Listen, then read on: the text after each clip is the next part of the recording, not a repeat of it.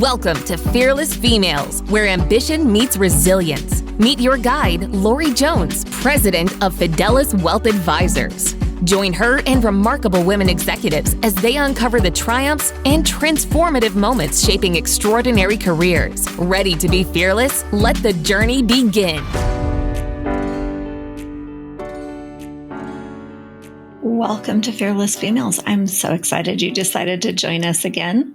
Big shout out to our sponsor. Thanks so much to Fidelis Wealth Advisors for helping out with this so that we can hear all these amazing stories. I'm Lorie Jones, your host, and my goal with this podcast was to kind of bring insightful interviews and stories that help inspire you to reach your goal. We're speaking with Ivana today.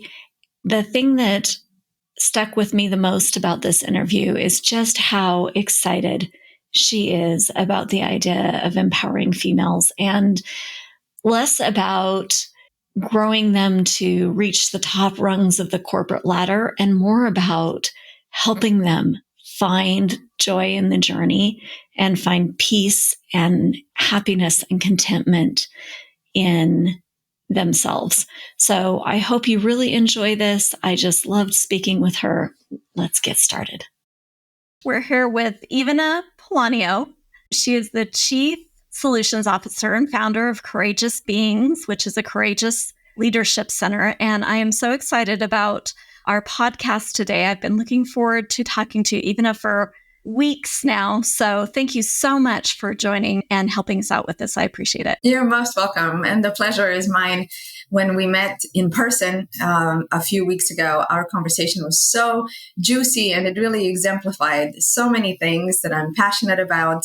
And I can't wait to talk some more. Yeah, she's right about that. We couldn't keep from getting excited, both of us. So I'm super excited about this. So even my first question is, it's an easy question. I am a reader. I love reading any and everything. And I have a little book list that I'm starting with this podcast. What is your favorite book? I'm a big reader too, Lorie. I've been reading since I was a really young kid. And when I was growing up in Croatia, it was a real important pastime. It was a place to, both where I could grow and expand my horizons. It was also a place where I learned how to disassociate. So I pay attention to those two things when it comes to books. And these days I read things mostly that really allow me to keep being more present as opposed to, using it to numb out, which is what I did a lot with books when I was growing up. So lots of books we could talk about, lots of them, and very hard to pick favorites. I do have a book that's right next to me. So I'm going to highlight that one because I've been using it a lot in Courageous Being. So if I have to recommend only one, I would bring up The Energy Codes. And it's right next to me because I do work with it a lot with everything that I do. It's essentially a manual of practices and principles that are, really useful to be aware of as a human being. There's some quantum science in here. There's yoga. There is neuroscience and a real nice set of suggestions for how to breathe, how to really treat your body, how to be in space and place, how to relate with other humans. It gets pretty granular, so it's not a page turner. I would not recommend anybody sit down and think you're just going to read this from start to finish, but it's a compendium of these amazing principles and practices that I believe, every conscious leader should be aware of. So I love it. I'll have to add it to my list. Yeah, I've got a ton of those deep books that kind of teach you something. And I love those. I love the easy reads too. We put those in between the deeper ones, but definitely it's interesting to kind of get a full flavor and really dive in deep in some of those. So thank you. So Ivana, tell me a little bit about your journey. How did you get where you're at? What do you do? Talk to us about who you are. Let's back up here because see what happens here is as soon as stuff starts to get personal and emotional and there's an invitation to be vulnerable, our bodies start to glitch. And, you asked that question and it seems this can totally be part of the answer. This can seem such a easy one, but if you've been through, and most of us have, poignant, big potentially traumatic events growing up on this journey that you're asking about, something's going to happen with your energy. And then the question is, do we know how to actually be with that and keep going without necessarily abandoning the fact that something here is asking for attention? So when you ask me that question, my mind and my physiology goes back to Eastern Europe. I was born and raised in what was originally former Yugoslavia. And then I was there during the Civil War in the 1990s that I know was on the news in the United States. So my journey it does, include the word immigration. And it's something that I spent many years avoiding thinking and talking about. Mm-hmm. It was really important to me to fit in here, to be American. And I thought for a long time that by considering the fact that there has been a big immigration journey, that's actually going to help me be here more authentically. Mm-hmm. And that's not the case. I realized relatively recently, having met some really cool people who work in the D&I space and mental health and well-being and the workspace space, that really owning and claiming that story is good for me and good for continuing to show up in financial services, in this conscious leadership space. So my journey started in Zagreb, in Croatia, in former Yugoslavia. And I spent those 90s daydreaming about emigration. Mm-hmm. I didn't do that until I was finished with college, because things calmed down war-wise when I started college, and I wanted to experience a few years of calm and, let's say, back to normal experiences with my family. But I kept feeling this draw to move and to go far away and really put a couple of, oceans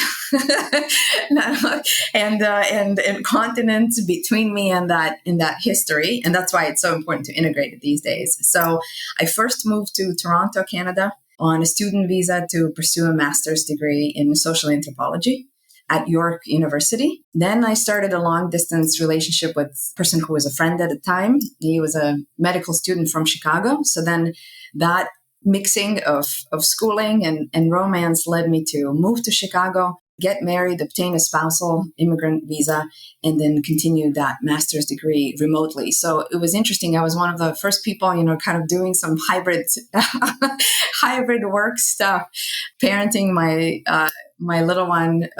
My son was, who is now 20, oh my goodness, was an infant when I was mix and matching these things, and, being a stay-at-home mom primarily while, conducting research, then checking in with the university in Toronto. I'm highlighting this because I can tell now, I didn't know what was going on at the time, but I can tell now that these experiences really prepared me for, if nothing else, sensitivity to these kinds of topics when they come up for other people, women in particular, in the corporate setting. What is that like when it's, it's truly no exaggeration. It's 1:00 in the morning and you're trying to, finally get some quiet work done. And then your baby cries and you love them and your heart, goes out there, but you're also, and you're going to go and pick them up and see what they need. And at the same time, your energy is sinking. It's like, not again. I'm going to have to go back and, pick this up. So I'm really grateful for these kinds of experiences, including the divorce that followed, and then, building my life in a new location in the Pacific Northwest, a blended family, a handful of different jobs that led to a career in the 401k space, in particular, retirement plan, qualified plan industry. So really wanted to highlight that, these events, or a string of events that seemed so unrelated at the time, they end up being, what we harness, that adversity. In many instances, these examples that I'm talking about, they weren't pleasant. They weren't easy. They were really hard. Yeah. And I look back and I wouldn't change a single thing, because if you start pulling one of those, out of the equation, all of a sudden the whole thing falls apart. So those are the things that I'm also passionate about, talking about, what really happened and how did that form you? And how is that infusing what you do today when you show up for work? Yeah.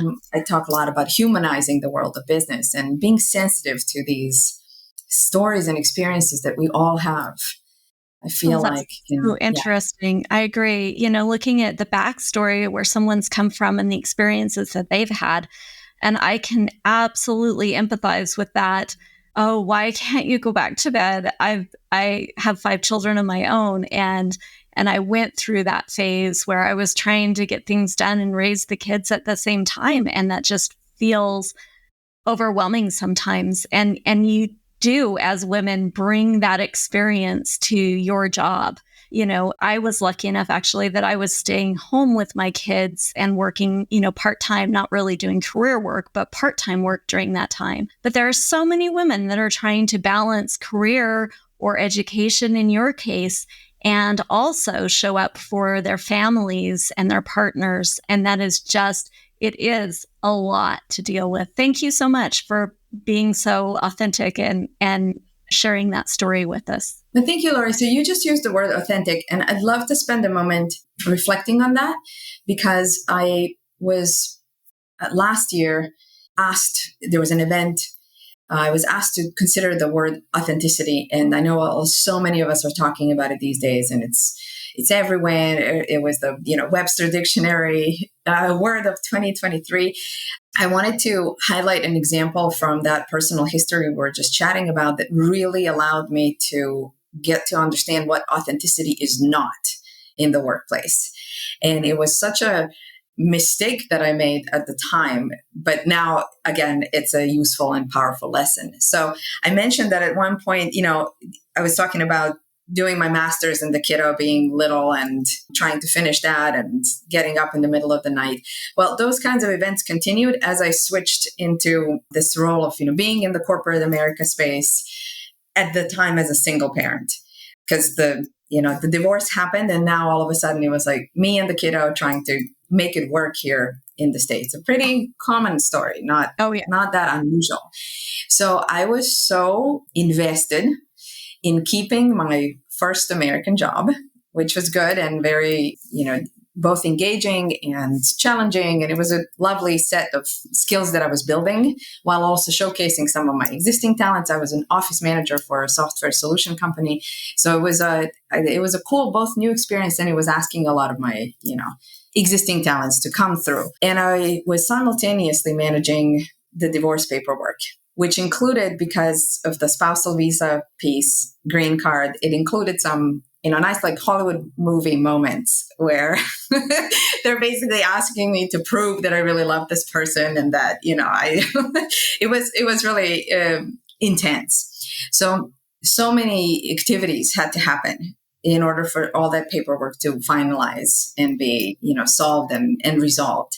And it was taking a lot of time during business hours to manage all that. Mm-hmm. And at the time, because I didn't have any resources and I didn't really have good mentors who could advise me how to approach this situation, I thought that it was really authentic and useful and helpful to let my boss know way too much about what was going on with that whole situation. Uh-huh.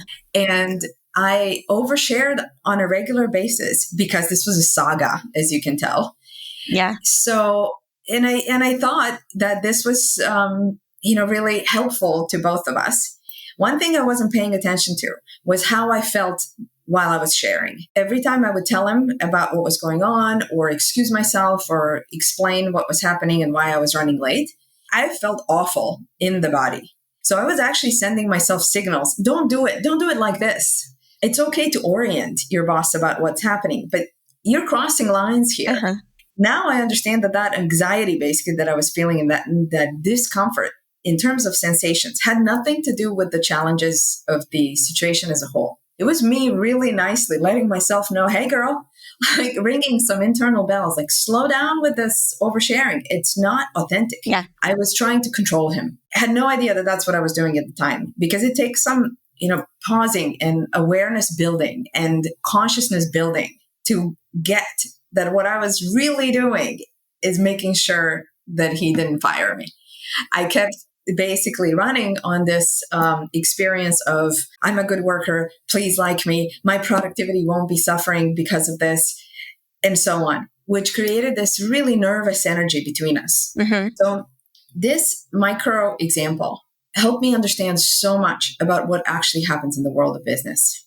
And one thing I'm passionate about today is metaphorically going back in time and helping that young woman do it differently and with more grace. Nothing needed to be different about that set of circumstances. But if I had had resources and understandings and a way to, really practice staying poised, staying on subject, not dispersing, not pulling on my boss, the whole thing would have gone so much more smoothly. And our working relationship would have been better too. I think our projects would have benefited.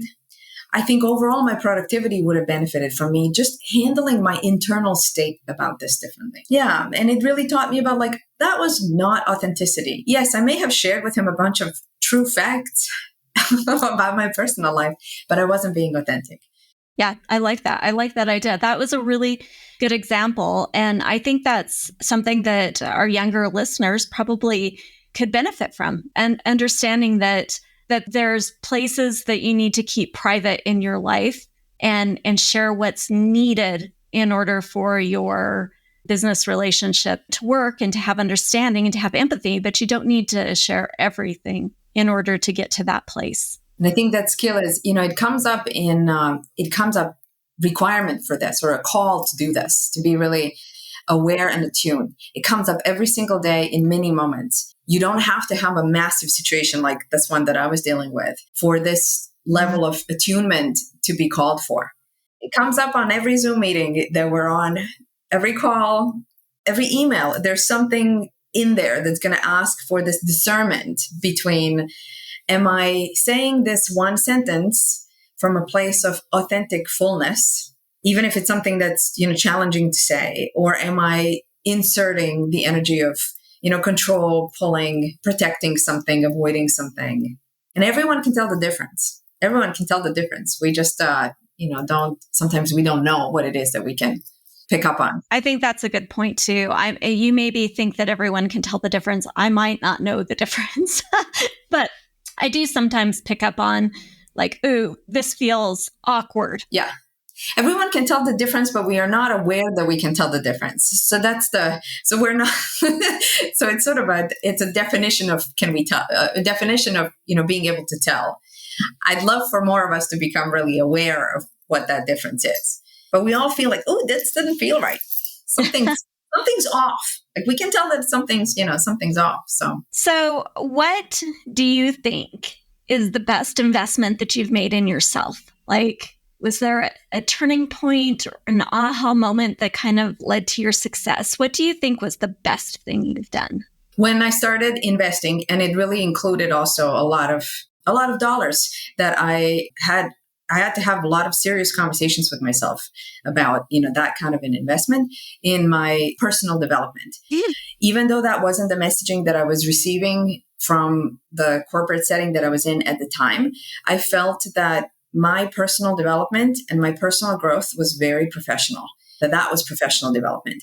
I was, when I joined the broker-dealer here in Portland, Oregon, I was asked to get a lot of securities licenses, and it was a great experience. Learned a lot, really expanded my horizons in terms of, what even I was capable of learning. I never thought that I could actually learn some of these, financial terms, and especially in a different language, than my native tongue. But I realized simultaneously that I needed to start addressing these basically states that would come up around, well, you saw it here, right? You ask me about my history, something happens with my breath, something happens with my energy. I have to tend to it because of the history of personal trauma. And it still goes on. It still happens. But now I have some tools and resources to be with that. So the best investment I ever made, and I continue to make it, was in my personal sense of self, awareness, peace, inner calm. And that varied. So it was traditional psychotherapy, yoga, retreats that taught me how to breathe, meditation, and then very specifically really getting to be very comfortable with these two different modalities that I facilitate now, inner bonding and energy codes. But it doesn't matter what that's called. The big idea here is really knowing that I got to start on the inside and I have to learn it. I don't have the tools. I don't know where to go. I don't know how to do it. So let me treat myself as a resource too, and and invest in myself that way.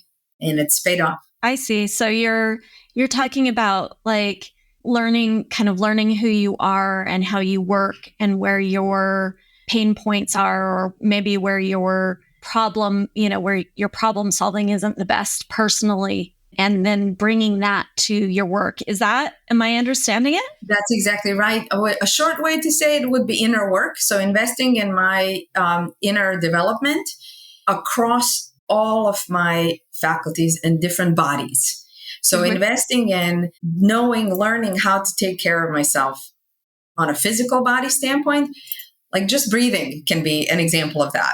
I used to be a super shallow breather, and I didn't know that if I keep breathing like this, so not even hitting my full lung capacity, I was perpetuating anxiety. So if I'm in a meeting and I don't know how to take a full belly breath, I'm not going to show up as in my fullness, in my authenticity, and tap into my full potential for nobody in that room. I won't be able to really know what it is that I can contribute. Okay. My employer's not going to get the best for me. So investing in, let's call it a course that taught me how to breathe, that was then coupled with some physical movements, very traditional yoga. It's like, oh, wow, here I am on a Saturday, learning some poses. But then on a Monday, I'm noticing, okay, this is different. I'm sitting and breathing differently because of the investment I made on Saturday. And then I kept going with different bodies. I call them all bodies, but it's like emotional body. All right, you bring up Eastern Europe, I go, panic attack. So investing in therapy that allowed me to learn some tools and really process some of those old traumas, move them out of the system. And do you have some good resources to do that? It sounds like you did a class for it, and now this is what you do for other people. Is that right? That's correct. Yeah. So for me, the big game changers were inner bonding. So exposing myself to inner bonding, a particular process and a particular set of principles and practices that I love, to the point that I decided, okay, I have to not only do it for myself, I want to teach it. I want to incorporate it in what I offer with Courageous Being in general. And then the other set of principles and practices is the energy codes that I mentioned. But again, I'd say it doesn't really matter what you do as long as you actually practice it. The thing that made the most difference, and the investment that I made, would not have paid any benefits if I didn't actually do it. So yeah. Right. You can learn all you want, theoretical knowledge, but unless you actually practice, I bet you help people to make sure that they do their practicing. That's right. Because it's so easy to forget to do it. It's so easy to forget to do it. We're programmed to be resistant to doing it because it means we'll change. And our, primordial brain is not really comfortable with that, because if I am staying with what I know, the false belief is that I'll be able to control it and then I'll be safe. Yes. So it takes some, real strong free will and choice to do things differently when we're introduced to a new concept or there is a suggestion to explore a different way of operating. Yeah. There'll be some resistance come first. For sure. We have to be open to those new experiences. What is the worst advice someone gave you? And I'm always curious. I follow that up by, did you take the advice? Did you not? Yeah. I was thinking about that when you were describing, in reflection to what I was saying about, juggling motherhood, especially when the child's really young, with obligations that include, some kind of a work commitment. And you said something so beautifully. I'm definitely going to go back and listen to how you phrased it, about it not being possible to separate those out. I mean, you are one being, one container of energy and experiences, and you don't stop being a mom when you show up at your desk. If you are a mom, you don't stop being a pet owner of a beloved, dog or a cat when you show up for work. You don't stop being a daughter or a son. And, even if you're really, it really doesn't matter what these examples are. you are one holistic being in all of these different settings. The worst piece of advice I ever received was when it was a different job. It wasn't the office manager job. It was a different job. I landed the job already. So the interviews went great. I received my invitation to come to work, was so happy, so excited. And then my first day with my new boss, this is in the financial services industry setting, the person wanted to have an orientational conversation about what this is all going to be like now that I'm in. And she said, okay, so I want you to keep this in mind every single day. We have this building and there are many floors in the building and we all park in the garage underneath the lobby. So by the time you get into the garage, and then you'll get to the lobby, and then there's the lobby elevators, and then you'll get in the elevators there to come up to our floor. I want you to leave all of your personal experiences, all of these, considerations, the fact that you dropped off your kid at daycare, the fact that you're, you're here from Croatia, your parents. I want you to leave all of that in the lobby. And when you get into that elevator, you get up and you get out at our floor. That's it. This is the only thing you're doing. You're here for this job as, and then such and such title. This is it. And it's only when you exit and leave the building that you get to pick all that life back again. And it was said, I wouldn't say it was said lovingly. That was not said lovingly. But this was said as a piece of mentorship. I really recommend this because if you do this, you will really succeed. And that wasn't, I knew in the depths of my soul and with every cell of my body that this wasn't good advice. It was never going to be possible. So even trying to aspire to that kind of a state, it would just be a big waste of time and energy. So did you stay with the job? I stayed with the job and I did not take the advice. And I went deeper with, so I realized I was starting to run some resentment. When I heard that, I was like, this is BS. Okay. There's no way I'm not being my kid's mom in my cubicle. And if the daycare calls me, I'm going to pick up the call. But I went deeper and I was wondering, what is this person really trying to communicate that could be useful, that could be helpful? And when I did that, then I was like, okay, there is something here that I can work with, which is be present. When it's not about not being a mom, but if I'm at my desk right now, resolving this email situation, responding, talking to a client, be there. Don't be, checking messages unnecessarily. Put the phone in a mode where they can reach you if you're needed. But the kid is now at daycare. Other folks got him. I'm here with the work situation and I'm present. So that piece of advice I did take. And that's very different than what and how she was communicating her message.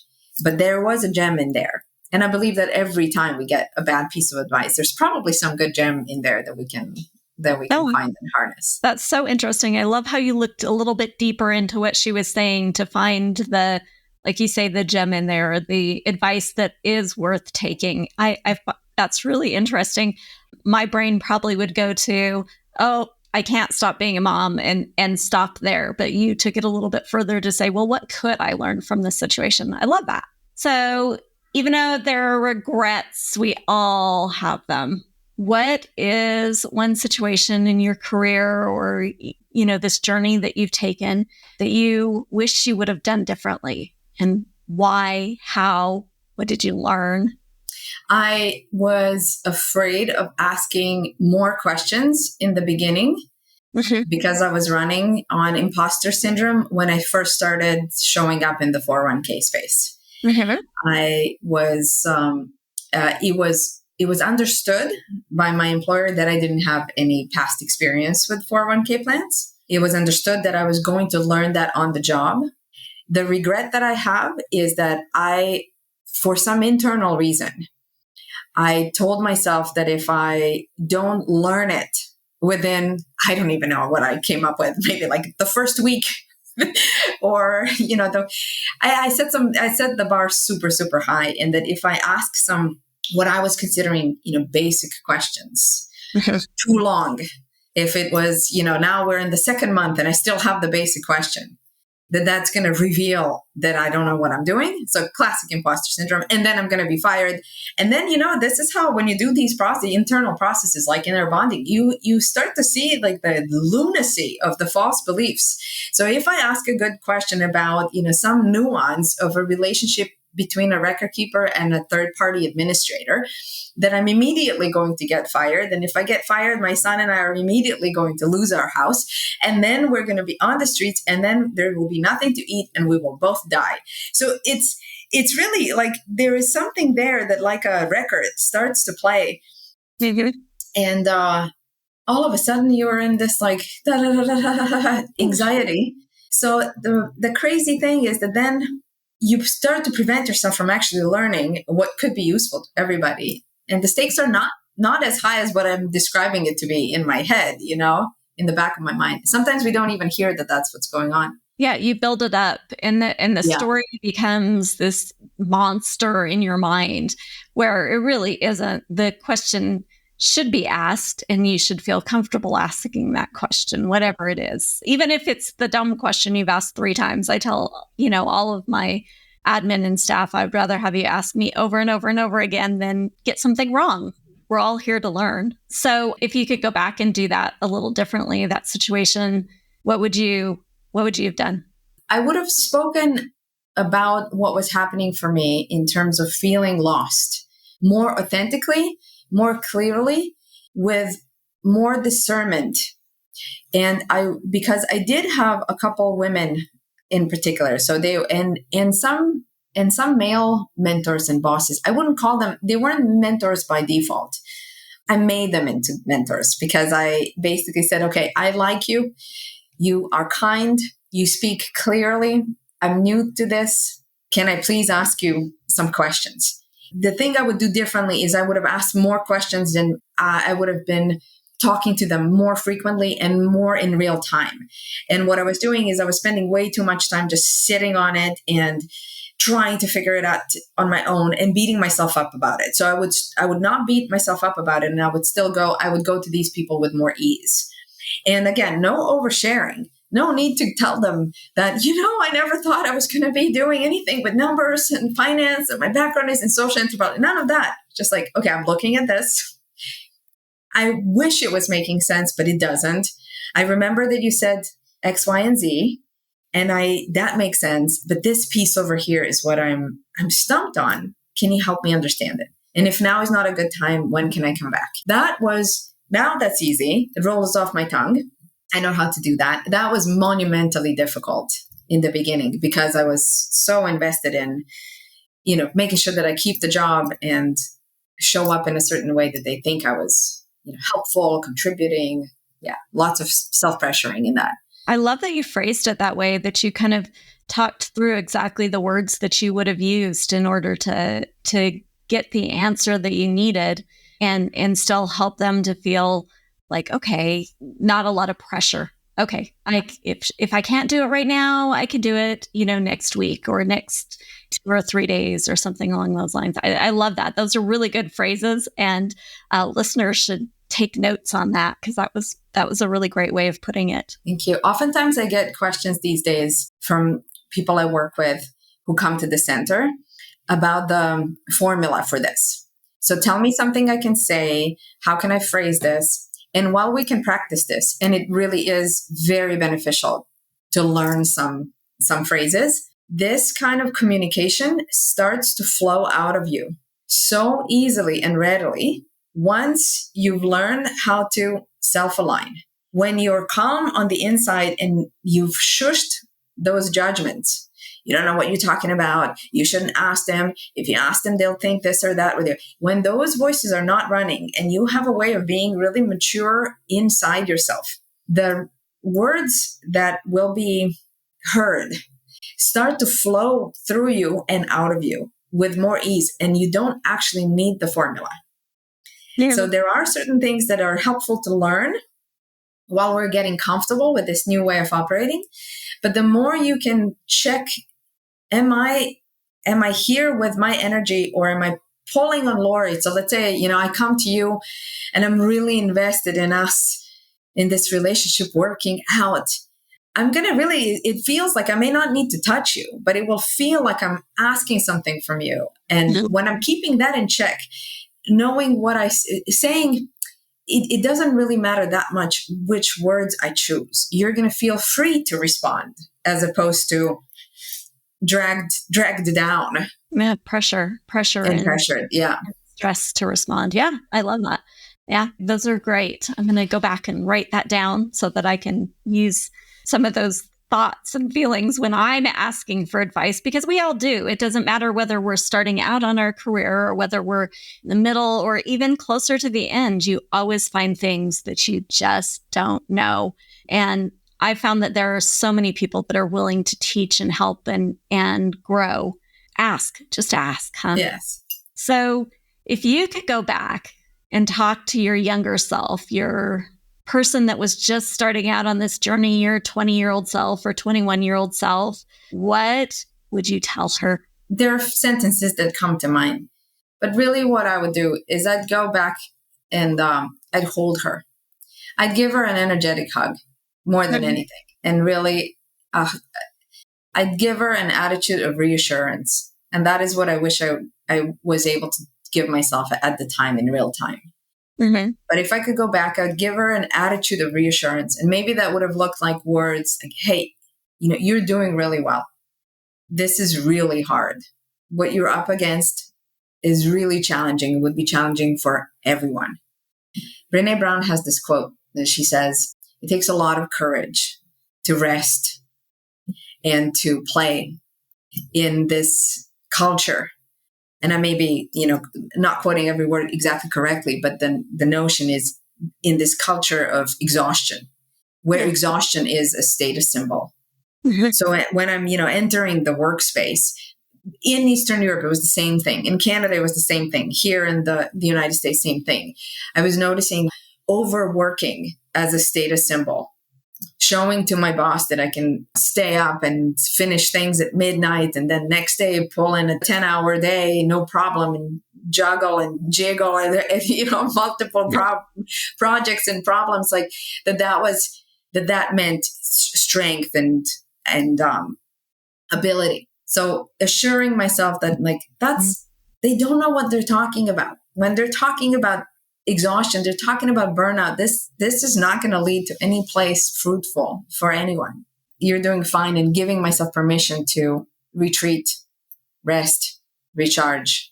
I find that really interesting, because I do find a lot of times that I'm sitting around at family reunions or something like that, and all of my siblings are talking about how much they work, how much they're awake, how many hours they put in on their job, how much they travel. And it is sort of seen as sort of a status symbol or I really made it because I'm working 12-hour days or 14-hour days. And I even find myself doing it.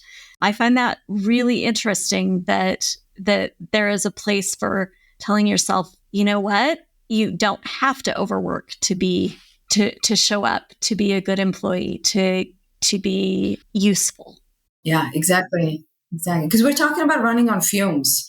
We're not talking about working hard here. It's not about or many hours. When I was creating some things from scratch, right? That sometimes it will take a lot of hours. But our work needs to be cyclical, like everything in nature. There's a time to be really, abundantly showing up. And there's a time to take a break, because then you are making sure that next time the situation calls for a lot of activity, long hours, you've got it. If you're running on that attitude 24/7, 365 days a year, ultimately there will be depletion, and your system will ensure that you slow down. It might look like an accident. It might look like breaking an ankle, and then you have to go rest. You can't physically run around as much. So how do you recharge so that you can meet the next challenge that comes for you? Yeah. So for me, I was for a long time running on perfectionism, and I was overworking by default. It was really normal. So then I realized that, I was paying some big prices for that, and health was giving up. That's why I gave this example. In my case, I didn't break an ankle, but I had some real big indigestion issues that I had to address, that as soon as I started taking better care of myself and slowing down and eating differently, they went away. So I realized that, okay, if I have inside of me an attitude of project management towards everything that I'm doing, let me use that to also then learn how to rest and take breaks and recharge. So I started then looking at, okay, if I have this week in front of me, let me book some time to take a break. And then let me get, and this is different for everybody. This is where it's a good idea to get to know yourself and understand your tendencies in terms of meeting internal and external expectations, to be able to come up with something that really works for you. So I realized that if I block off some time, and I call it Saturday. Saturday is Saturday. That means I am resting and relaxing and digitally detoxing, and it's part of the weekly plan. Mm-hmm. So then something inside me relaxed. It's like, we have to do this. And I'd sort of tricked myself into it. We have to rest today. And then also for me, Gretchen Rubin has this model where she asks people if they're abstainers or moderators. Mm-hmm. So I'm an abstainer. It's easier for me to give up something altogether than to have a little bit of it. So if I'm wanting to, let's say, make a change in how I eat sugar, it's easier for me not to eat white sugar at all than to just have a couple of bites here and there. My husband is different. He's a moderator. He can have half a cookie and stop. I can't. So for me, it's more of an all or nothing. So with this kind of abstaining thing, knowing that about myself, if I say to myself, on Saturdays, I am really not touching any electronics, that's easier than saying just, a little bit or here and there. So I plan it, I book the time, and I also ask other people to hold me accountable, because that's another thing I know about myself. I'm an obliger, according to Gretchen Rubin again, and her tendencies. And that means that it's really easy for me to meet other people's expectations of me. But if I set something up for myself, I'm going to dismiss myself easily.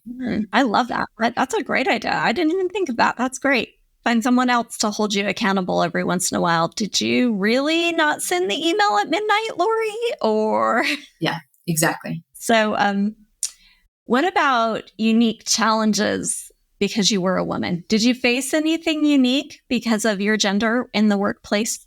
But yeah, I've experienced some of these line crossing in terms of comments, questions. So, perhaps I was in my earlier years, perhaps I was responsible for oversharing. I also experienced during that time overtures from male colleagues that were absolutely inappropriate and something that had no place in our work setting. Mm-hmm. Lots of meetings where my role was same title as, or perhaps even a higher title than several other men in the room. Then all of a sudden in the middle of the meeting, somebody has a need for a cup of coffee. Ivana, would you mind going to get the coffee? Now, this wasn't an anomaly. It wasn't a one-time thing. There was a culture of that. And my other female coworkers were experiencing that too. Mm-hmm. We're all sitting in a meeting together, very small number of females relative to males. Question about note-taking comes up. Ivana, you're taking notes, right? Micro examples like that to big examples. There was one time I had a conversation with my boss at the time where I prepared myself for this discussion. But I asked him, okay, so please help me understand. And I'm very proud of this conversation because I was very calm and the preparation helped with that. How come that myself and this gentleman who started at the same time I did and is doing the exact same thing. And as a matter of fact, I have more, from background standpoint, more credentials, more licenses, and we are technically doing the exact same thing. And as a matter of fact, I'm doing significantly more because you've also asked me to do this thing and this other thing and this other thing. And he was kind enough to share with me his salary. We're not making the same. The difference is radical. And now you are also about to promote him to a new level with an increase in salary. And I've been asking you for that exact same increase for now, let's say, a year. And it's still come back again and ask me later, and come back again and ask me later. Please help me understand this. I think one thing I'm really proud about that conversation was the curiosity that I felt. I was really curious to get it, but there wasn't too much to understand.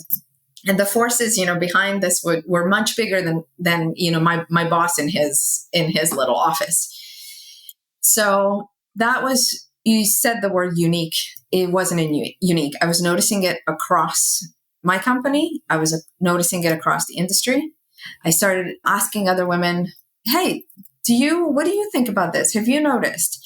And that was the beginning of what today I would consider some research that I want to be doing and that I am doing with Courageous Being. Storytelling, sharing actual experiences. I think we can all learn a lot from each other. Oh, well, that is the entire premise behind the podcast. Is I feel like you can learn a lot from those who have done that, been there and done it.